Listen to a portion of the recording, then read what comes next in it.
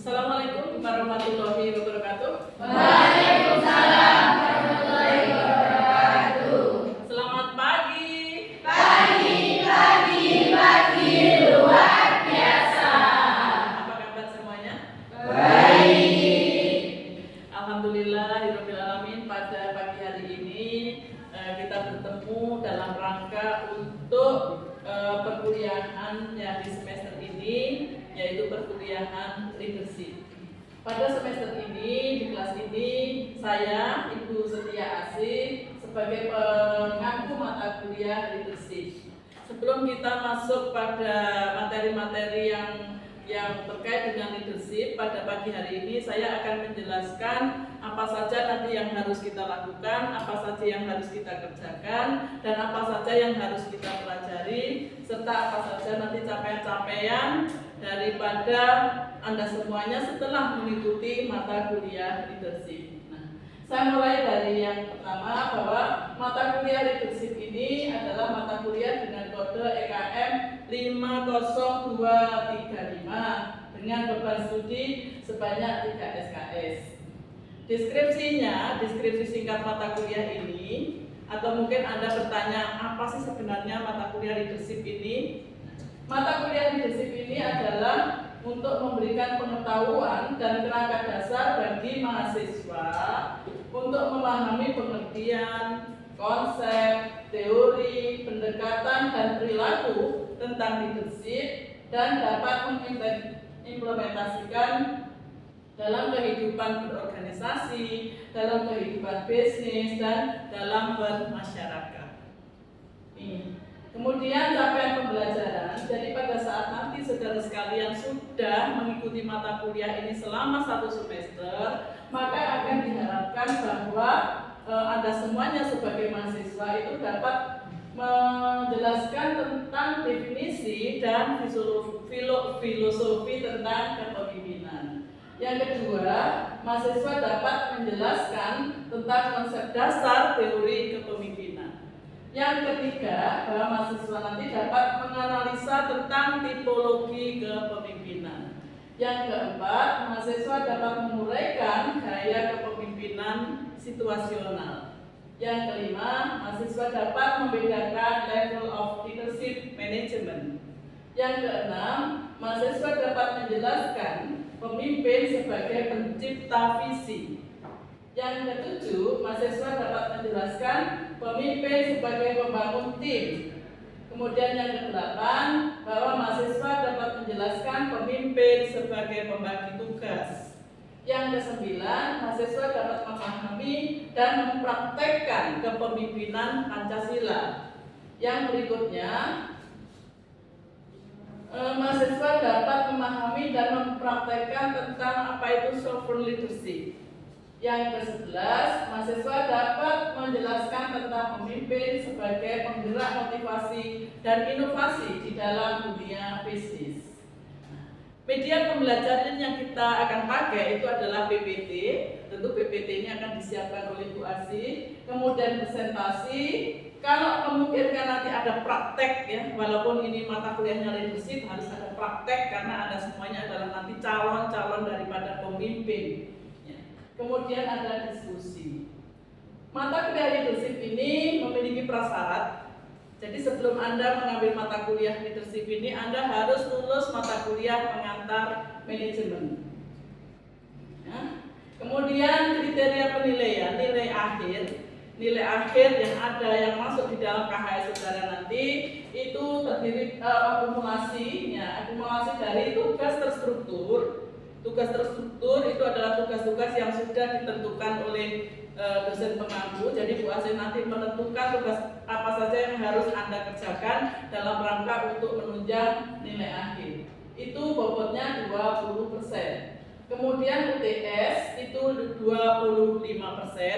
Ya, kapan ada UTS? Setelah kita melakukan tatap muka sebanyak 7 kali. Jadi tatap muka yang ke-8 itu akan dilaksanakan UTS. Kemudian dilanjutkan untuk UAS, ini bobotnya paling besar, yaitu 40%. Kapan juga Ibu akan melakukan UAS? UAS dilakukan pada pertemuan yang ke-16. paling akhir. Kemudian kehadiran.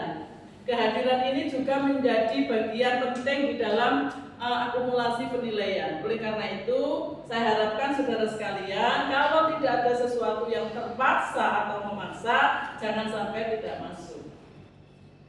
Sehingga nanti nilai akhirnya itu bisa semua daripada item ini terpenuhi 100%. Kalau misalnya salah satu item ini tidak terpenuhi, ya tidak mungkin nanti akan mendapatkan nilai yang maksimal karena masing-masing sudah diatur secara proporsional. Kemudian mengenai daftar pustaka yang akan kita pakai selama 1 semester ini ada 7, ya, ada 7. Ini nanti ada ada 7 ini yang terkait dengan materi-materi yang akan kita diskusikan dalam setiap sesi, setiap pertemuan. Ini yang berkaitan, ini adalah rencana pembelajaran selama 1 semester yang sudah saya buat, ya, dalam rangka untuk tadi mencapai dalam rangka untuk meraih capaian pembelajaran yang tadi ada 11 yang sudah saya sampaikan tadi. Jadi masing-masing dari capaian pembelajaran itu, ini pada pertemuan yang pertama ini kemampuan akhir yang diharapkan bahwa mahasiswa dapat menjelaskan definisi dan filosofi tentang kepemimpinan. Indikatornya apa? Yang pertama, mahasiswa dapat menjelaskan konsep dasar dan filosofi tentang kepemimpinan. Yang kedua, mahasiswa dapat menjelaskan pentingnya fungsi kepemimpinan dalam kehidupan berorganisasi dalam upaya untuk mencapai tujuan organisasi secara efektif dan efisien.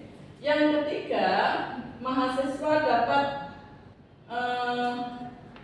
membedakan apa itu pemimpin dan siapa itu manajer. Yang keempat, mahasiswa dapat menjelaskan peran seorang pemimpin dalam kehidupan berorganisasi. Kemudian materi apa saja? Materi apa saja yang perlu kita bahas di dalam pertemuan yang pertama. Yang pertama adalah tentang definisi kepemimpinan. Ya, definisi kepemimpinan itu cukup banyak yang nanti kita akan pelajari itu. Kemudian kemampuan seorang pemimpin kemampuan sebagai modal seorang pemimpin. Lalu perbedaan antara manajer dan pemimpin. Kemudian dari egosentris ke organisasi sentrisme. Lalu peran pemimpin dalam organisasi, itu ada peran interpersonal, ada peran informasional, dan peran sebagai pengambil keputusan. Nanti ceramah, metode pembelajarannya ada ceramah, ada active learning, diskusi, tanya jawab, dan brainstorming. Penilaian, jadi pada saat kita ketemu tatap muka di akhir daripada pembahasan mata kuliah ini ada penilaian. Pertama, penilaiannya itu adalah bisa tes dan non-tes. Apa yang dimaksud dengan penilaian tes? Ini bisa kuis secara tertulis dan non-tes. Non-tes itu bisa dalam bentuk yang lain, apakah dalam bentuk tanya jawab ataukah dalam bentuk yang lain. Kemudian kriteria penilaian atau indikator daripada penilaian bahwa Anda semuanya sudah memahami tentang materi yang kita bahas pada pertemuan ini adalah ketepatan dalam menjelaskan definisi dan filosofi kepemimpinan dan kemampuan memberikan contoh lain. Jadi nanti di dalam pembahasan itu nanti mungkin akan muncul contoh-contoh lain. Nah, ini berarti indikator nanti ya, sebagai indikator dalam penilaian ini. Kemudian bobotnya itu adalah 5%.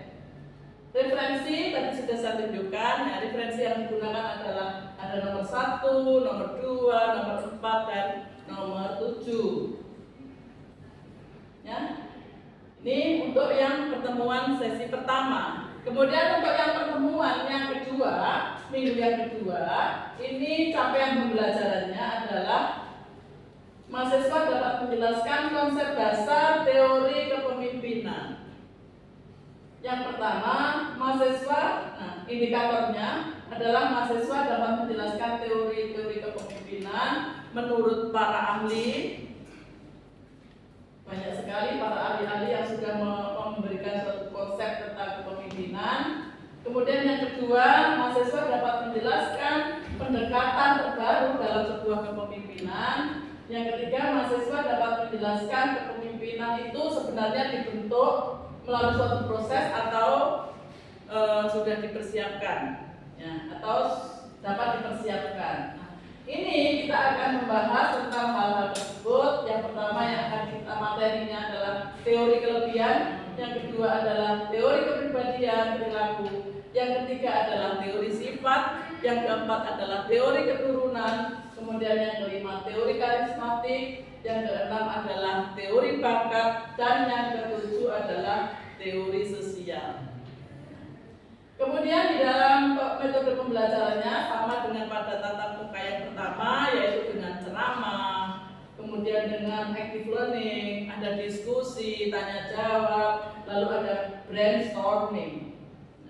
Untuk penilaiannya tetap menggunakan tes dan non-tes dengan kriteria penilaian atau indikatornya. Ini adalah ketepatan dalam menjelaskan konsep dasar teori kepemimpinan dan kemampuan dari mahasiswa untuk memberikan contoh-contoh yang lain. Nah, ini bobotnya adalah 10%. Karena di sini ini sudah cukup in-depth ya. Artinya materi ini cukup dalam ya. Tuh. Makanya bobotnya 10%. Kemudian yang ketiga, pertemuan yang ketiga ini ketiga sama keempat ya. Ini satu silabus, sudah saya jadikan satu karena dilihat dari materinya itu cukup panjang, cukup banyak, sehingga kalau kita hanya ketemu di pertemuan yang ketiga itu tidak memungkinkan, sehingga harus ditambah lagi dengan satu pertemuan, yaitu pertemuan ketiga dan keempat. Di dalam pertemuan ketiga dan keempat ini capaian pembelajarannya atau capaian yang diharapkan adalah mahasiswa dapat menganalisa tentang tipologi kepemimpinan, tipologi pemimpin. Ini indikatornya apa? Yang pertama, mahasiswa dapat menjelaskan dan mengidentifikasi berbagai tipe pemimpin. Kemudian mahasiswa dapat menjelaskan dan mengidentifikasi tipe pemimpin otoriter. Yang ketiga, mahasiswa dapat menjelaskan dan mengidentifikasi tentang ciri-ciri tipe pemimpin yang paternalistik. Yang keempat, bahwa mahasiswa dapat menjelaskan dan mengidentifikasi ciri-ciri daripada tipe pemimpin yang laissez-faire. Kemudian yang kelima, mahasiswa dapat menjelaskan dan mengidentifikasi ciri-ciri tipe pemimpin yang demokratis. Yang keenam, mahasiswa dapat menjelaskan dan mengidentifikasi ciri-ciri tipe kepemimpinan, tipe pemimpin yang karismatik. Nah, ini yang kita pelajari materinya, jadi singkat-singkat aja yang saya masukkan di sini. Nanti pembahasan lebih luas pada pertemuan-pertemuan sesuai dengan jadwal ini. Yang pertama tentang pemimpin tipe otoriter, yang kedua pemimpin tipe paternalistik, yang ketiga tipe laissez-faire, kemudian yang keempat tipe demokratis, lalu yang kelima adalah pemimpin tipe karismatik. Metode pembelajarannya masih sama dengan yang pertemuan yang sebelumnya, yaitu dengan ceramah, active learning, diskusi, tanya jawab, dan brainstorming. Lalu penilaiannya ada tes dan non-tes. Indikatornya adalah ketepatan dalam menganalisis tipologi pemimpin dan kemampuan memberikan contoh lain. Karena ini 2 kali sesi, 2 kali pertemuan, dan permasalahan pembahasannya cukup banyak, maka persentase dari penilaian ini ada 20%. Ya.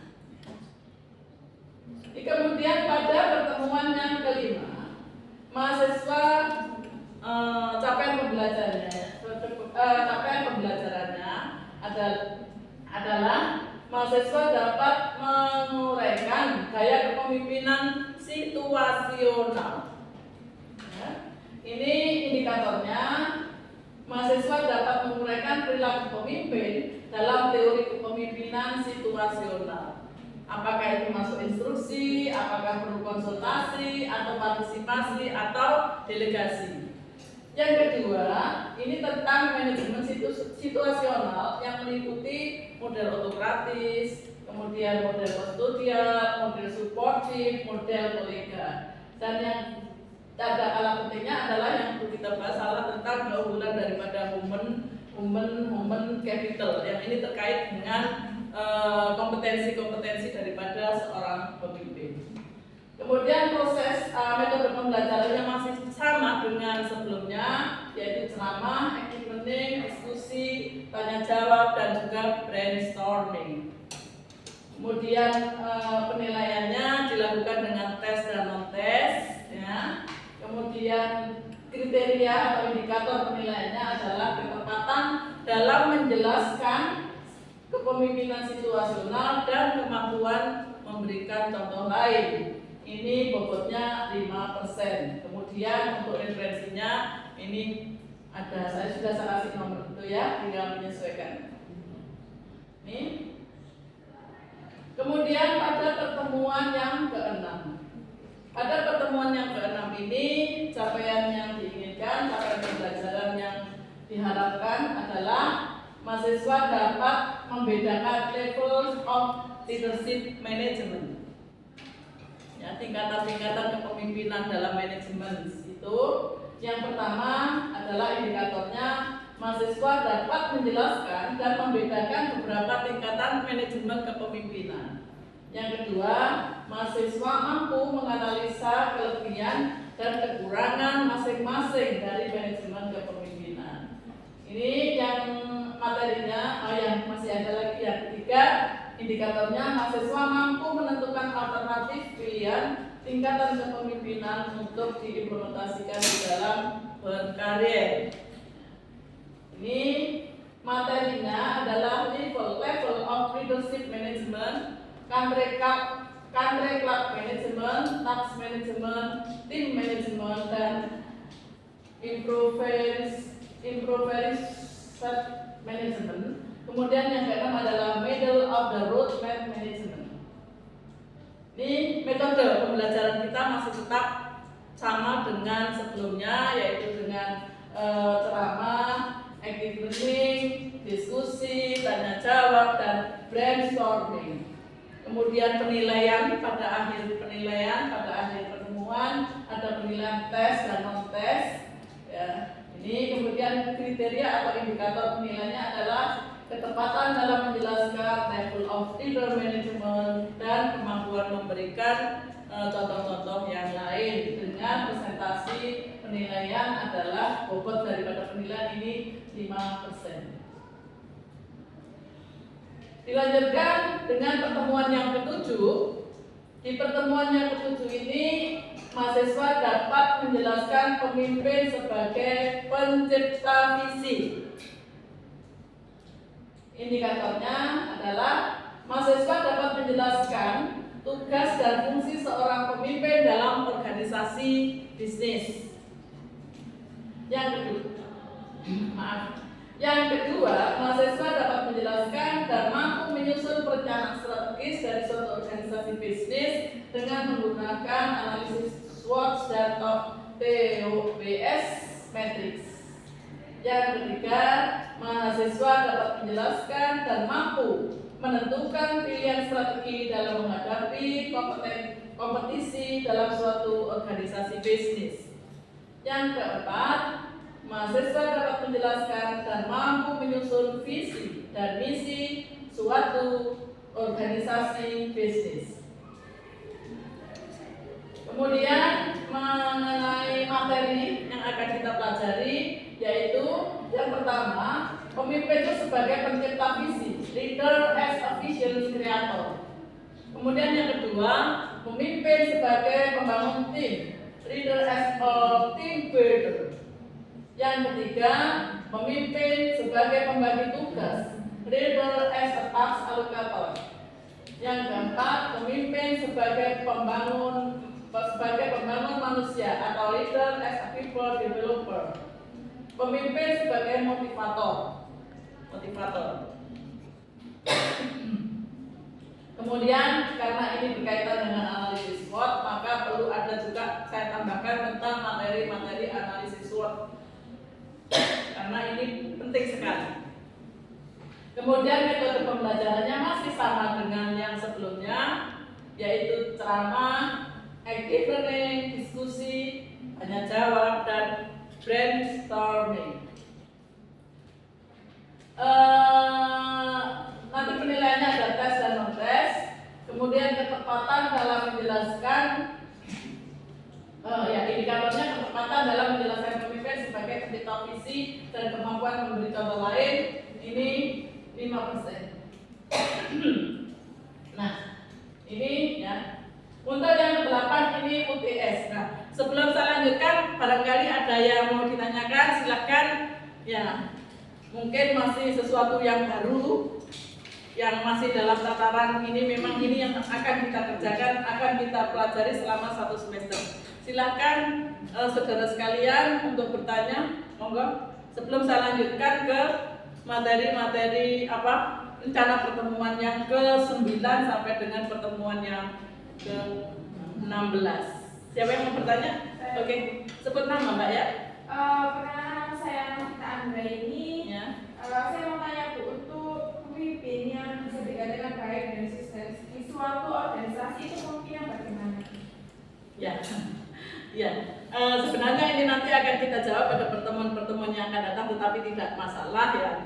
Ini sudah penasarannya ya, mulai dari awal sudah penasarannya. Jadi pemimpin yang dikatakan pemimpin itu sukses, ya pemimpin yang bisa mencapai visi dan misi secara sukses, ya. Jadi sebuah organisasi, sebuah perusahaan, apakah itu profit oriented, non profit oriented, itu kan semuanya pasti punya mimpi kan, punya mimpi, punya visi, punya visi, punya misi, punya target, ya, punya strategi ya. Pemimpin yang sukses adalah pemimpin yang bisa membawa organisasi itu, membawa atau meraih visi daripada organisasi itu.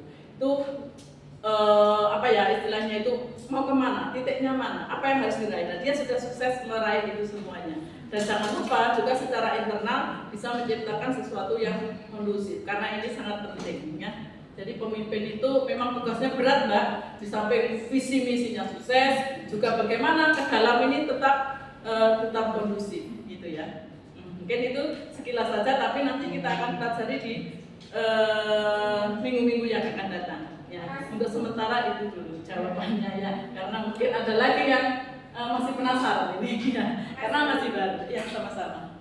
Yang lain, silakan Mbak. Ya, nama saya Indah Mainandisna. Ya. Bertanya, apa fungsi leadership pada pemasaran? Pada pemasaran, fungsi leadership pada pemasaran. Kalau tadi saya sudah sampaikan di itu pertemuan keberapa ya? Ada tadi yang memimpin sebagai pertemuan coba Mbak turunnya. Nah ini kan pemimpin sebagai. Nah, sebenarnya sama Mbak ya. Pemasaran itu hanya orientasi dari organisasi. Seluruh pemimpin itu secara umum itu tugasnya itu sama. Ya, kalau pemasaran berarti memang di sini ada profit oriented. Pemimpin yang sukses adalah pemimpin yang bisa membawa organisasi itu mencapai profit yang sebanyak-banyak, semaksimal mungkin. Seperti itu. Ya? Ya. Ya. Puas belum? Sudah ya. Sementara ya, nanti kita akan bahas lagi, kita akan bicara banyak tentang di minggu-minggu yang akan datang. Selanjutnya ya, siapa namanya? Pertama saya depan.